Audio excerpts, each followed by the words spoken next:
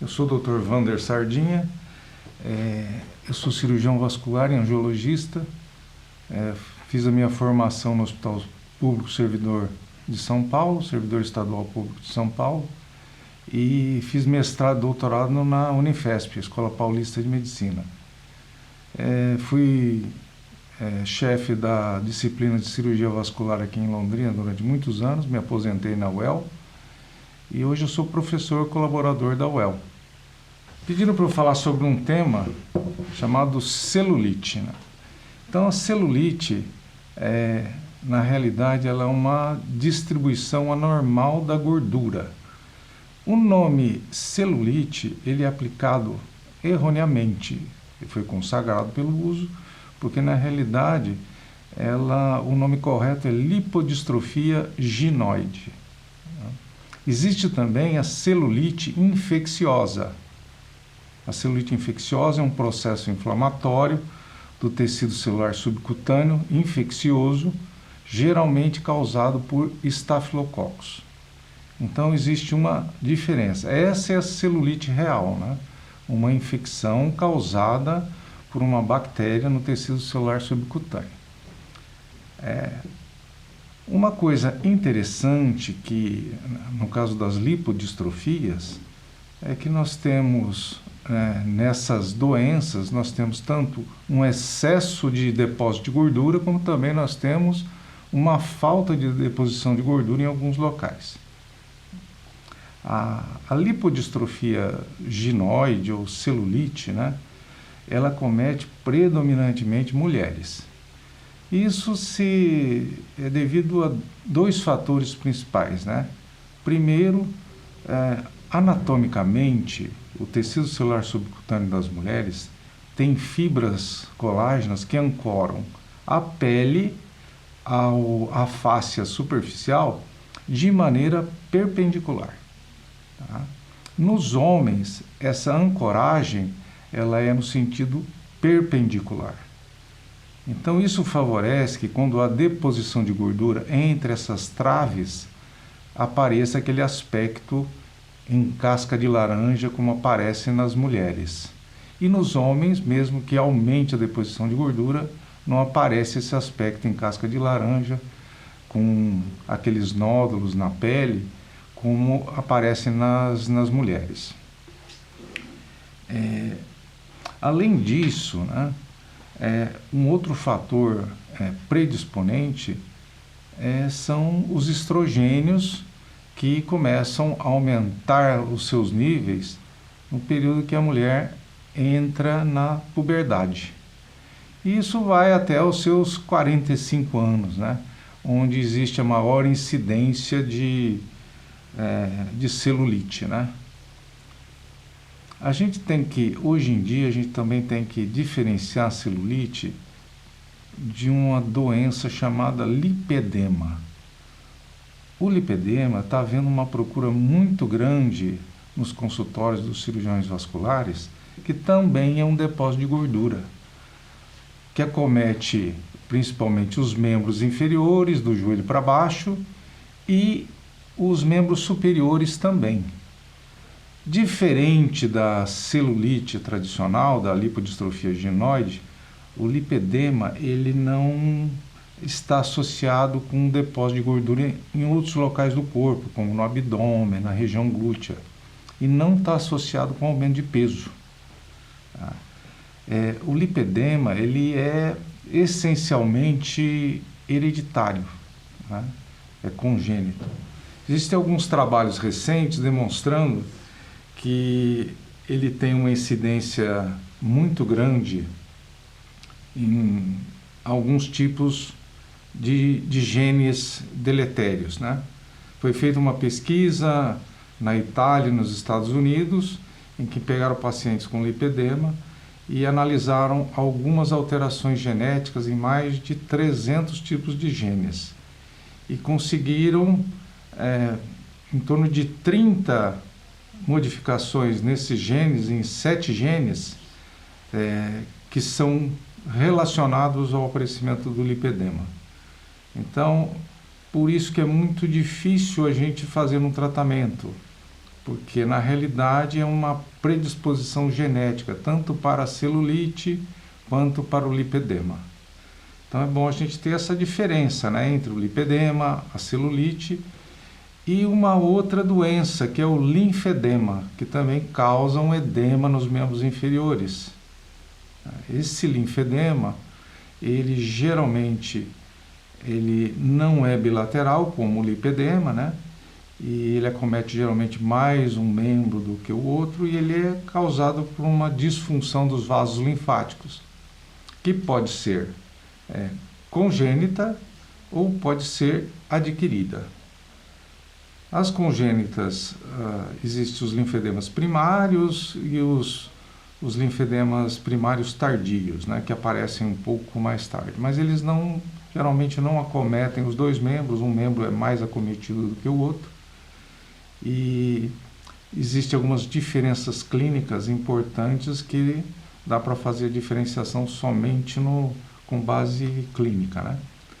Eventualmente a gente precisa de algum exame complementar, como a linfangioscintilografia, que ajuda a diferenciar o lipedema do linfedema. Todas essas doenças, né, a celulite, o lipedema e o linfedema, eles têm aspectos parecidos, só que tem algumas características clínicas que nos ajudam a diferenciar um do outro. E é importante diferenciar porque tem tratamentos diferentes e abordagens diferentes.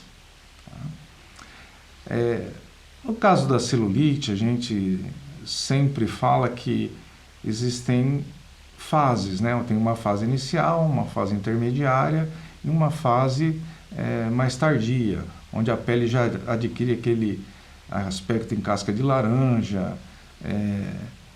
Nesses casos, é porque você já tem uma alteração da drenagem linfática e da drenagem vascular desses tecidos já muito comprometida.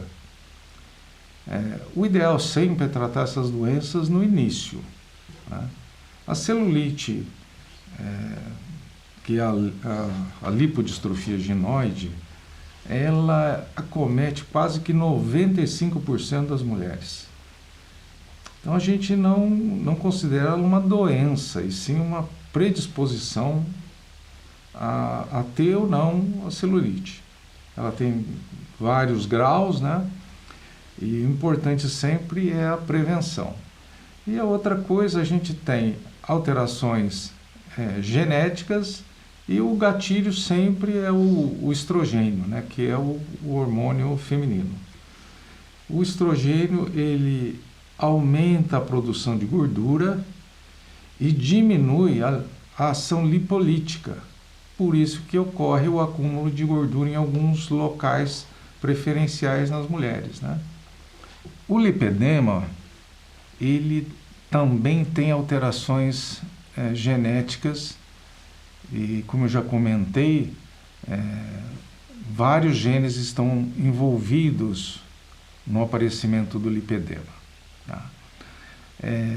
É muito difícil o tratamento do lipedema, porque às vezes ele ocorre já no início da puberdade e ele não tem depósito de gordura em outros locais. Às vezes a gente orienta diminuir a ingestão de carboidratos, fazer uma dieta mais rica em proteínas. Existem alguns medicamentos que podem ser utilizados, existem a compressão pneumática, que é um tipo de drenagem linfática, o uso de meias elásticas, atividade física. E, em último caso, se o paciente está muito desconfortável com o aspecto dessa deposição de gordura, existe a lipoaspiração. Mas isso somente em último caso. A celulite também, o tratamento é semelhante, né? Você fazer atividade física, diminuir a ingestão de carboidratos. A gente fala em ingestão de carboidratos, hoje em dia está se falando muito em fazer dieta sem glúten. A gente tem que lembrar que a principal fonte de carboidratos são os derivados do trigo, né? Então, você diminuindo os carboidratos, automaticamente você vai diminuir também a ingestão de glúten, que tem uma atividade inflamatória também sobre esses tecidos e aumenta a deposição de líquido nesse tecido gorduroso, né? E a celulite, como é uma predisposição, ela realmente é muito difícil de ser tratada, né? Em último caso, existem também tratamentos cirúrgicos, né? Que na realidade eles são mais estéticos do que tratamento da doença em si, né? Que é no caso de lipoaspiração também, subincisão para a gente cortar essas traves de fibrose que ligam a pele à região da fáscia superficial, né? Para amenizar aquele aspecto em casca de laranja, né? Já o linfedema, ele é um problema um pouquinho maior, né? Porque como a pessoa tem uma deficiência dos vasos linfáticos, o tratamento é extremamente difícil, né? Geralmente é progressivo, vai aumentando de volume e a gente não tem tratamento cirúrgico eficaz contra o linfedema. As derivações que se fazia de linfáticos para veias, isso aí não se faz mais porque dão maus resultados.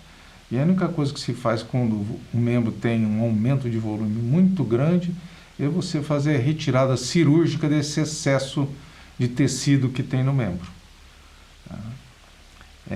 São cirurgias assim muito mutilantes, né? A gente tem duas técnicas principais, né? Que é a cirurgia de Charles e a cirurgia de Thompson, né? Que retira o volume do tecido do membro, né? E fora isso, a gente tem como tratamento clínico também o uso de meias elásticas, são meias elásticas específicas para quem tem linfedema, e a compressão pneumática também, mas é um tratamento mais difícil. E, como eu já disse, o diagnóstico às vezes tem que ser feito com o exame chamado linfangiocintilografia. Então a gente viu de maneira assim bem sucinta as três principais doenças que são decorrentes do depósito anormal de gordura, né? A celulite, o lipedema e o linfedema, né? O que a gente tem que ter noção que, embora essas doenças tenham uma predisposição genética grande, né, elas, embora não possam ser curadas, elas podem ser prevenidas e podem ser remediadas, e você pode fazer um tratamento para que você não evolua para quadros mais graves.